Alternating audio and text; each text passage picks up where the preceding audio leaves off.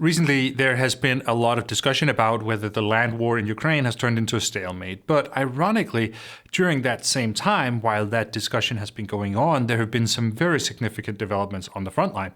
And what I'm talking about is the fact that Ukraine has gained a foothold on the eastern side of the Dnipro River, and that this is gradually developing into a real bridgehead. And if this is true, then that is the most important development on the front line in over a year. And it's something that potentially can break that stalemate that people are discussing. So let's talk about it.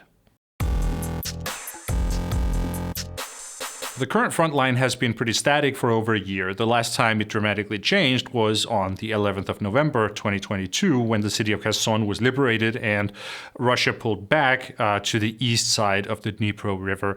And since then, there have only been minor changes. If you look at the frontline map, when it's zoomed out, then the picture, it's more or less the same. So this is a map from deepstatemap.live, and it's a map from today and from a year ago, and the difference is not particularly big. Like, Russia has managed to capture the city of Bakhmut back in May, and then Ukraine has managed to take some ground during the summer offensive in the south. And right now, Russia is on the offensive around the city of Avdiivka. It's not been particularly successful for them, but I think it's too soon to rule out the possibility that Russia can maybe make some progress there if they're willing to take enough casualties.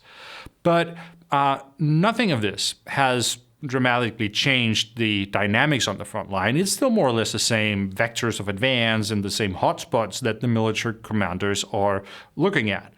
So the front line is, in round numbers, it's about 1,000 kilometers long. But here's the thing. A very big part of that front line is the Dnipro River. And ironically, that means that while the front line is long, then it's also very compact, because it's difficult to attack across a river, so the Russians can focus their defense on just over half of the front line. So this was the situation that Russia created when they decided to abandon their positions on the west side of the river. Until that happened, Russia had intensive fighting going on almost along the entire front line. But after they left Kherson, they could focus on the eastern part of it.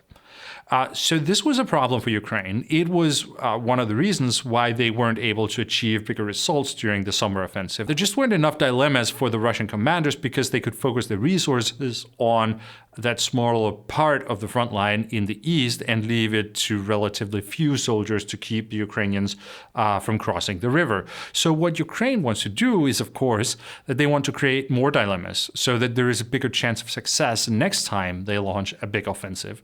And that is why this river crossing is so interesting. A Ukrainian foothold on the eastern bank of the Dnipro River will open up a whole new vector of advance.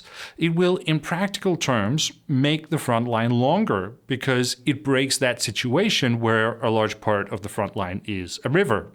So if we look at the map, it is this area here that we're talking about. Ukraine still needs this area to get bigger. They needed to expand into what's called a bridgehead, where you can really transport large forces across, and you can build logistical rear areas and those sorts of things. And it's not big enough for that yet. But it looks promising. It seems that every day the Ukrainian foothold is getting a little stronger, and there are now reports also that Ukraine has also managed to get some armored vehicles across, so it's pretty serious. And the way Ukraine is transporting these things across the river is by small boats and by amphibious vessels. They get a lot of help from the weather, because this time of year there's often fog in this area, and that means that they can get things across without getting spotted by Russian drones.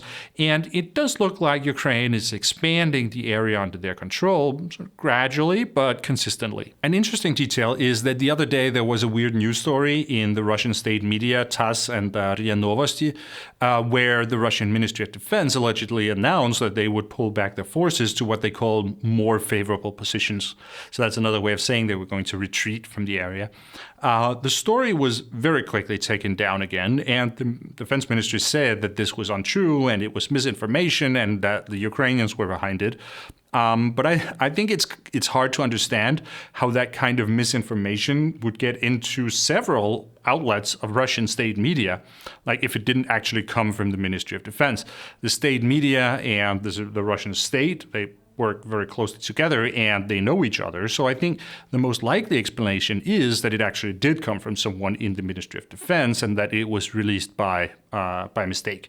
And in that case, it is also an acknowledgement that this is at least something that they are having a discussion about. And that there are people within the Russian Ministry of Defense who argue that this would be the best thing to do to pull back to more favorable positions.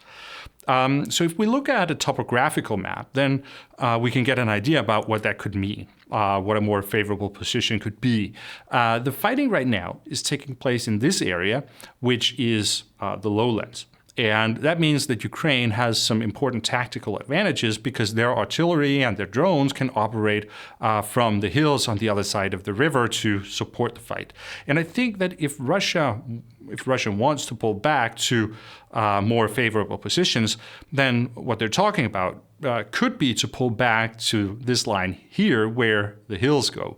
And that would then mean that Ukraine would have to attack uphill and that the Russian forces would get out of range of some of the Ukrainian artillery on the hills.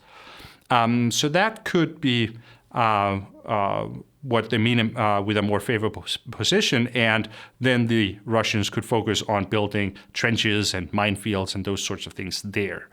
But if Russia does this, then that will also mean that Ukraine has gotten their bridgehead. This area would be plenty big to transfer a lot of forces across, so that is the dilemma that the Russian commanders are facing. At the moment, it does not look like they have the situation under control, and they have to make a choice.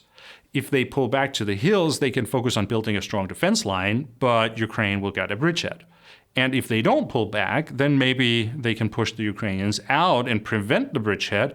But it's also possible that it will not work, and in that case, they may not be able to build the defense line because they have wasted their resources on counterattacks. So that is the discussion that can be going on in the Russian Ministry of Defense. They have to decide whether they want to prevent the Ukrainians from getting a bridgehead or they want to focus on containing that bridgehead. I think it's too soon to say whether Ukraine will manage to get the bridgehead or not in the long run.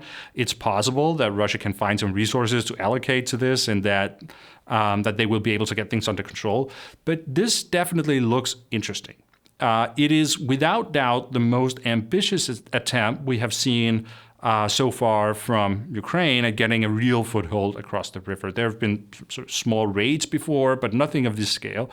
And if they do manage to pull it off, then I think it's fair to say that it is the most significant development on the front line in over a year. Currently, we are in a phase of the war where Russia has launched a big offensive in the east, and it looks like they are determined to continue doing that. So Russia is betting on this offensive to create breakthroughs that will force Ukraine to move soldiers to the east and just to plug the holes. But if that plan doesn't work and Ukraine can manage to hold the line in the east while also building this bridgehead, then it creates some very interesting perspectives for Ukraine, because eventually the Russian offensive will culminate, it will run out of energy, and then maybe in the spring we can have a Russian force that is tired because they've been through a winter offensive and they need a break to rebuild fighting power, and then that can be a good opportunity for Ukraine to launch a counteroffensive where they will also open up an entire new vector of attack from the west. So that is why this Ukrainian foothold across the river from Kherson is so important. It's not something that is going to be decisive in the short term, but in the long term it can be, because it creates the conditions that can be decisive for success in a new Ukrainian offensive next year. Okay, I will end it here. If you found the video helpful or informative, please give it a like, and also subscribe to the channel and click the bell icon to get notifications when I upload new videos. Thank you very much for watching, and I will see you again next time.